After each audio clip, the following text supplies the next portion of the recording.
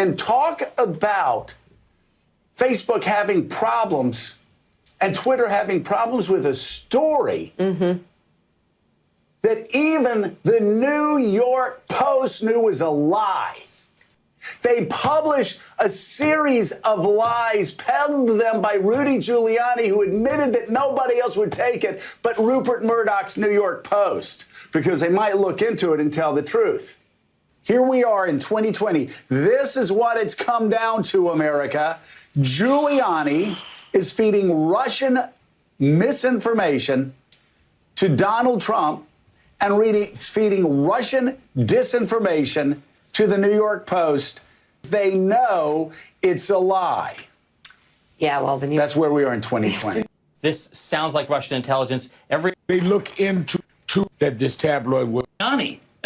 The idiocy, the sheer idiocy. You are revealed right now, but you will be revealed throughout history for basically running cover for Russians. And you've got this. You will be revealed throughout history for running cover for Russia. How to do the cold open there. Came across this today, and that is just something great about video, that it will last through time.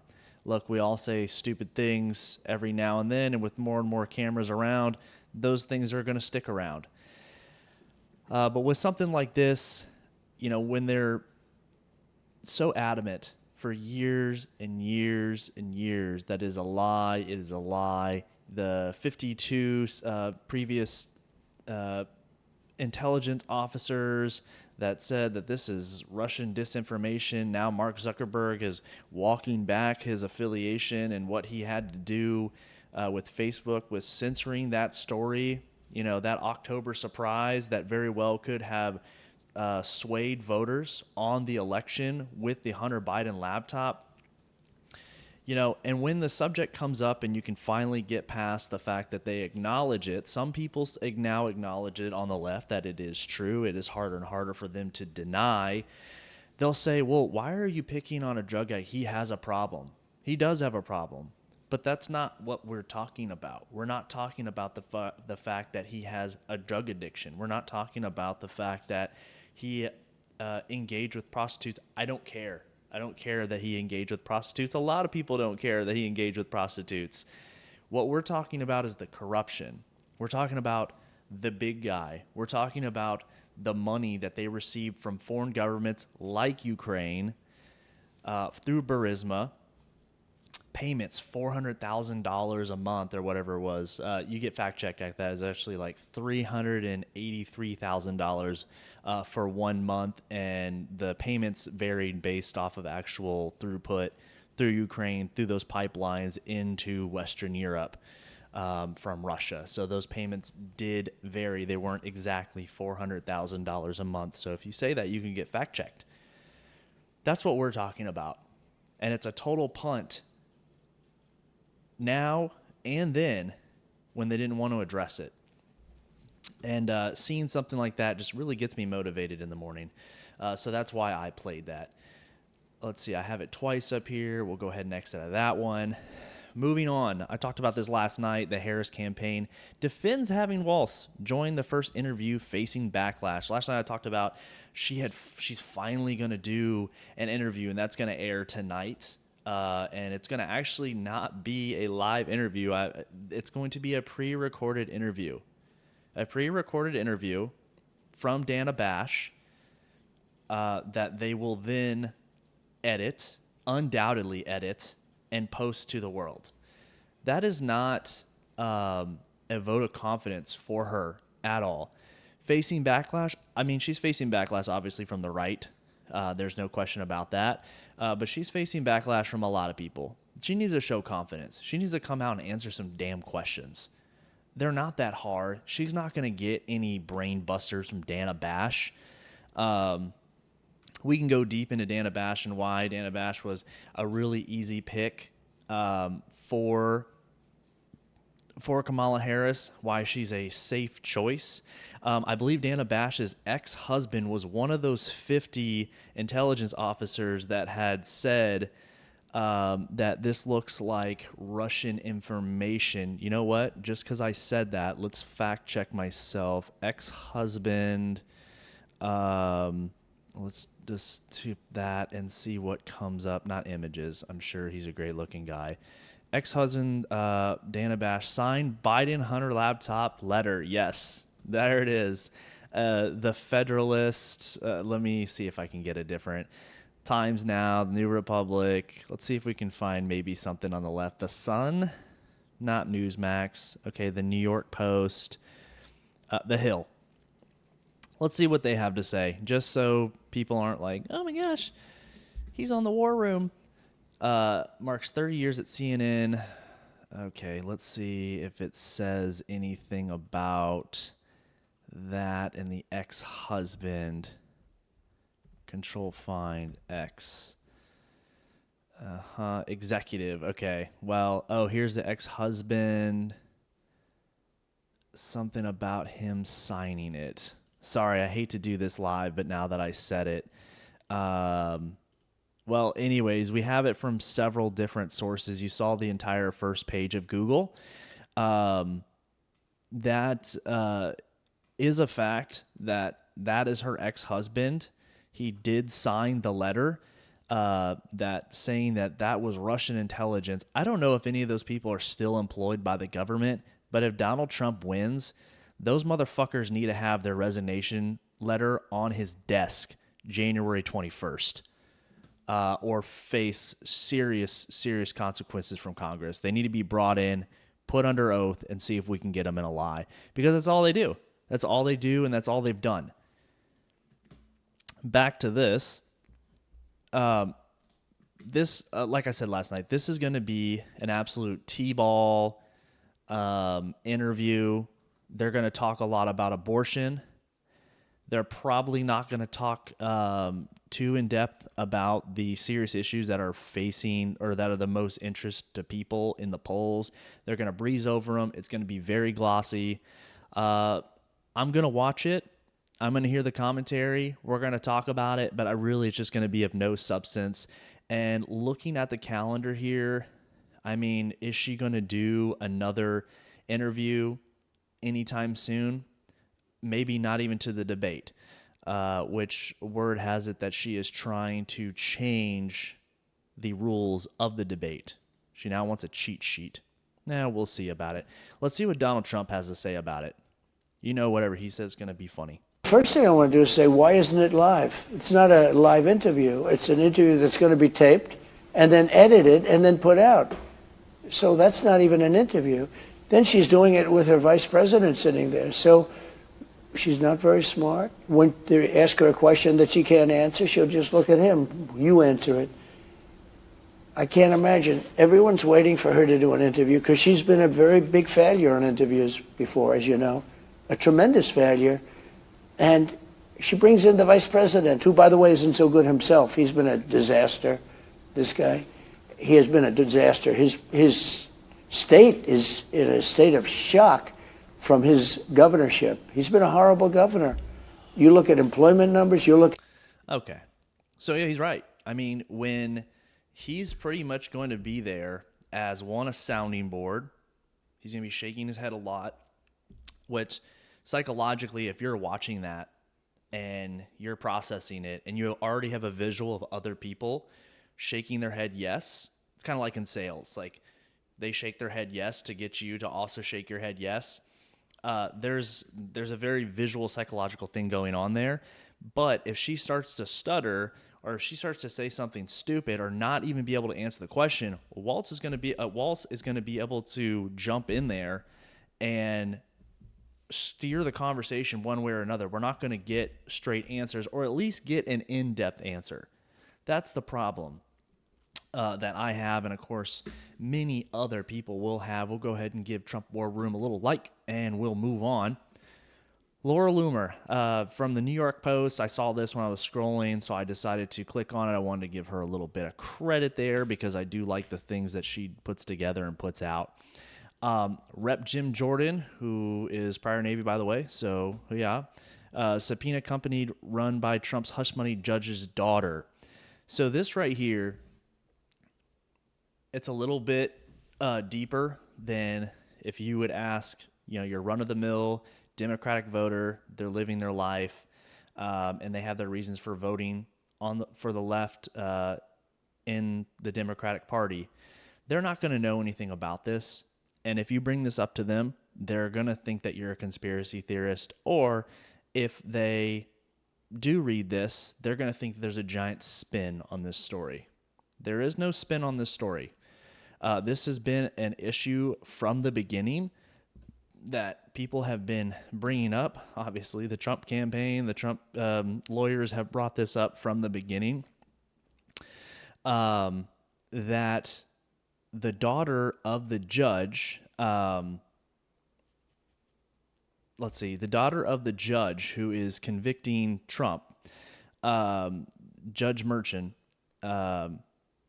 his daughter is running a political PAC or political campaign who has received roughly $7 million in contributions, or she has made $7 million from this PAC, while her father is trying to lock up Donald Trump.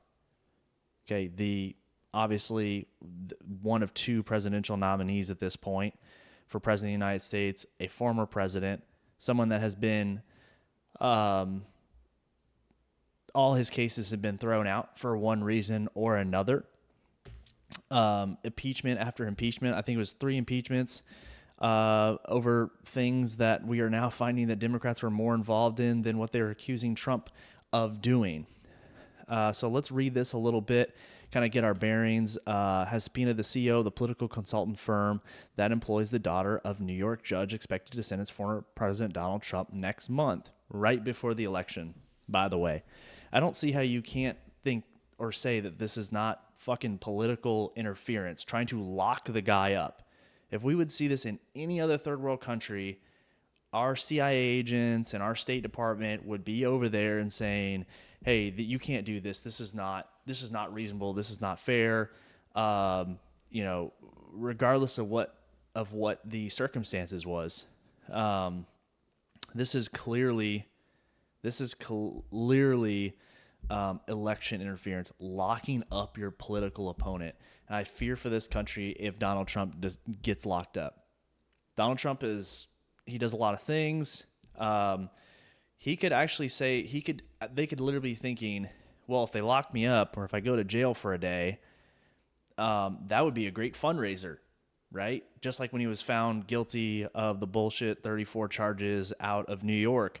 It was something like, I forget, it was like $500 million or something like that of fundraising money that he raised. Okay, great. Obviously, you need a lot of money to win these seats in the presidential debate, the presidential election. But to risk getting locked up, apparently the Secret Service has been in talks with the jail in northern New York about what that's going to look like. Locking up a presidential candidate, it's risky. Not because we're going to lose or we're going to win or we're going to they're going to raise a bunch of money. They are really playing with fire, and you might start having small groups around America start reacting to this in a very dangerous way. And actually the effects of that, and people have talked about this and they're much more well-diversed on this and as far as the thought process. But really that could actually be the trigger of what some people in Defense Department want, would be small groups to start, acting up, we'll say, for the sake of this video.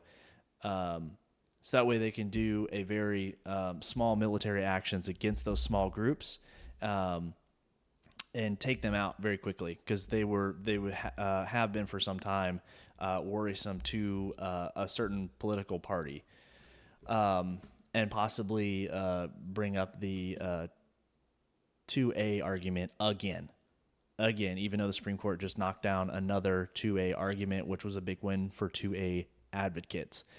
As such, the committee is left with no choice but to resort to compulsory process. They've requested multiple documents from this company. to see what their involvement is, what the communication is with the judge, between the judge and the daughter. Trump was found guilty of the 34 felonies, falsifying business records, and alleged hush money payments made to the porn star Stormy Daniels. We all know that. Even on CNN, they said, "Hey, look, these charges are BS, and if it wasn't Donald Trump, no one else would have brought these charges." Trump's legal team has called for Merchant to recuse himself from the case over his past political donations and his daughter's consulting work of prominent Democrats. The president and the minority partner of Authentic Campaigns, whose top client was Rep. Adam Schiff of California, which you remember, he was the guy for years holding up the yellow envelope. I have the information that will put Donald Trump behind bars. We know that he's a Russian asset. We have it right here. We have it right here. For months, dragged this thing out, and about an impeachment that failed, he had nothing. There was never any smoking gun ever anywhere, even relatively close to smoking. There was nothing. He's a liar. He lied. And then he also leaked classified information out of the SCIF in Congress out to the public. Which Matt Gaetz actually talks about very well in his book, Firebrand. The lead prosecutor in Trump's first impeachment trial and a Senate minority PAC, so we know who Adam Schiff is. The judge's daughter and president of Authentic Campaigns works on behalf of the Trump's political adversaries and possible financial benefit. Let's see where it says the $7 million. Authentic Campaigns received over $7 million in compensation for its services. Okay, so the Authentic Campaigns, the company, received over $7 million in compensation for its services. The Ohio Republicans said Niels also worked for then presidential campaign candidate Harris, and it appears you continue to do so. Authentic Campaigns conducts work for the 2020 Biden-Harris campaign, and according to public records, is paid just over $2 million in a 1-month period for its work. How the fuck can you look at that and not see that these two people right here, that they are not in cahoots together? They're father and daughter. They're both politically active. They both have donated. The daughter runs a campaign company to support candidates and run their campaigns and advertising and such. That's not chump change. $7 million was paid over $2 million in a 1-month period. And you're telling me that has no sway on this judge to try to lock up President Donald Trump? That is absolutely wild. New York City is an New York City is an absolute fucking cesspool. It's disgusting that is allowed to go on, or that Donald Trump even shows up to the hearings. I don't know why he even shows up. That's what gets me. No, who is going to go arrest him from Florida or from Pennsylvania or anything else? Who's going to walk up and arrest that man? I mean, I'm sure they can find 20 ass clowns to go do that, but I just don't know how far they get. That's the thing. He keeps showing up to these clown courtrooms, and he's like, it's completely unfair. Everyone knows it. Everyone says it's unfair. It's complete. And it's like, it is a campaign thing, but now we've gotten to the point where you've played into it for so long.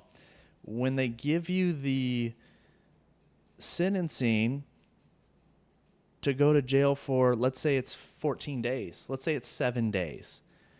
Do you really feel confident walking into the jail?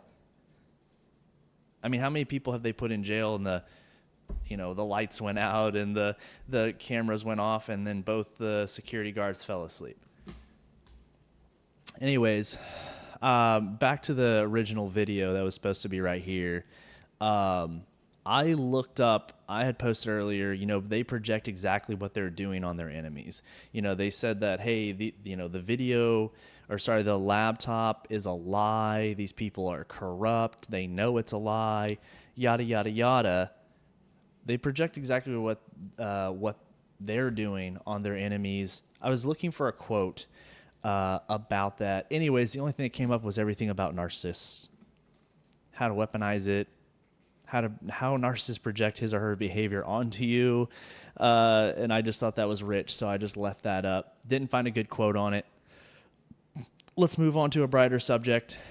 Here we got more on the RFK endorsing Donald Trump, and kind of really like not an enlightenment, but an exciting time where all of a sudden people that were RFK supporters are starting to find out what MAGA is and what they thought it was.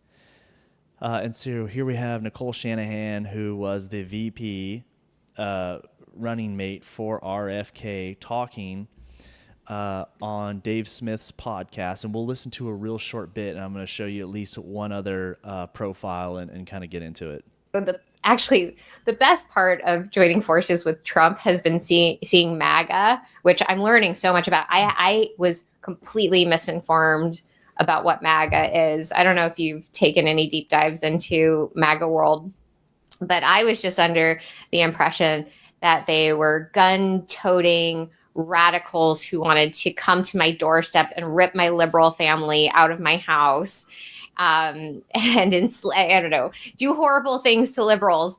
And that's how MAGA has been sold to a huge portion of America by the mainstream media. And I have to say that what I have learned about MAGA is that they're actually their own party. They're their own grassroots organization that chose Donald Trump. They have so much power in deciding where to point their energy and support. And there are really, really smart, thoughtful, intellectual people within MAGA. I've received beautifully written notes from MAGA supporters, and they were, our base didn't know how to engage with MAGA. Our base was not, MAGA oriented in the sense of even knowing who and what MAGA was and what their infrastructure was. In many ways, it's an online viral movement. And Right. so the coming together of, and they gave us the name MAHA, Make America Healthy Again. Have you seen? Yes, I've seen it. Yeah. Oh my gosh. I mean, we didn't come up with that. We're getting hats made. But the coming together of these two groups over the last week hasn't even been a full week yet. But watching that happen has been really glorious, because that was always the vision of this unity movement, this desire. Yeah, and it really is a unity movement. I saw someone say, it's the unity party and not the uniparty, and it really does. It really does cross over well. RFK supporters. I said this before. They're very intelligent people. They have, they want to help. Most of them are about. It seems to me that most of them are about the health issues, the environment, anti-war type situations, maybe some infrastructure, things like that. I'm not an expert on what their entire movement's about, but they also don't appreciate the two-party system. And that's just a reality that we live in. And maybe this coming election, if they're in the blue states, they do pull enough votes to start opening up that door a little bit more. So here's someone that I came across, and I'm going to read her post because I really appreciate it. MAGA folks are so difficult. They just accept us MAHA peeps as we are and show us love and welcome us in. That is really tough to take, and all the praise and kindness really gets on one's nerves. Don't y'all think? Seriously, are these MAGA people nice or something? I would say mostly yes. Of course, depends on who you ask. Some might say I'm an asshole. I totally accept that because I definitely can be, especially if you're an asshole to me. So that is cool. But yes, the MAGA movement has, with a very open heart and very open arms, accepted RFK voters into, I wouldn't say the party, but I would say the movement, because I don't actually think that a lot of these voters are going to be, Republicans or whatever for a substantial amount of time. But in this moment, they are in with MAGA and MAHA rolling together, and I do believe, and I really do hope, that Trump fulfills his promises of putting RFK into a formal position. And I'm assuming Nicole Shanahan was also in this somewhere, and she ends up with a great spot, and the RFK voters are represented, and they do feel like they do, at the end of the 4 years, they feel like, hey, you know what, that ended up being a pretty solid deal. Because right there, this could be a business transaction. This could be one of Donald Trump's greatest business transactions. Okay, the art of the deal, this right here, could be, looking back, one of the greatest moves that he ever did. So we'll end on Donald Trump doing a little boogie, and I will see you later. Thank you.